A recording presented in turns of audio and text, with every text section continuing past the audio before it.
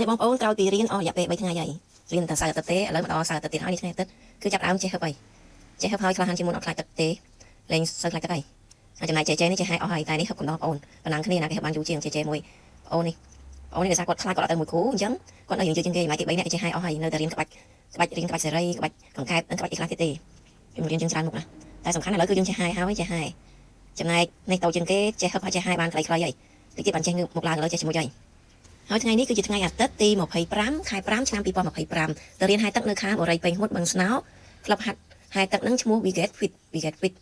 ហ្នឹងហើយបងប្អូនការរៀនហែទឹកអាចជួយសង្គ្រោះជីវិតរបស់យើងពេលដែលយើងជួបបញ្ហាពេលដែលនៅក្នុងទឹកហ្នឹងហើយនឹងពេលដែលទៅរៀនហ្នឹងពេលដែលយើងហាត់ដូចជាហាត់ប្រាណហើយនឹងមួយណាទៀតគឺសុបាយពេលទៅរៀនហែទឹកហ្នឹងគឺអត់ខ្ជិលទេម្នាក់ៗគឺសុបាយតែម្ដងមានតែកីឡាហែទឹកទេដែលយើងហាត់ទៅដូចថាយើងមួយ2ម៉ោង3ម៉ោងក៏យើងអត់ខ្ជិលដែរមកយើងហាត់ប្រាណផ្សេងៗដូចថាទៅ15នាទីទៅកន្លះម៉ោងយើងមានអារម្មណ៍ធុញហើយតែចំណាយការដែលរៀនហែទឹកគឺអត់ធុញទេបងប្អូនសាកល្បងទៅរៀនហែទឹកអស់ហើយទៅរៀនហែទឹកនេះគឺយើងទៅតែថ្ងៃសៅរ៍និងថ្ងៃអាទិត្យទេ